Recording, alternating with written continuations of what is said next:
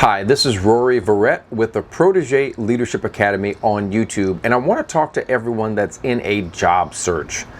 The most typical thing that people do is they think about their job search as going from point A to point B. You're in a job and you're looking at your next opportunity.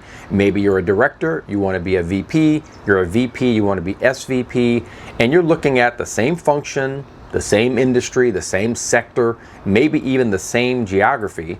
And I want to encourage you to think about your career also in a more dynamic way, to think about small business ownership, to think about franchising opportunities, to think about consulting, and to do both of these, to look at these opportunities, these creative options that you might not have thought about while you were in your current job, and to think about going from point A to point B and looking at the logical next step, to do both of those at the same time.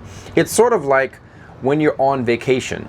You should think about getting from point A to point B, either by car or by plane or train.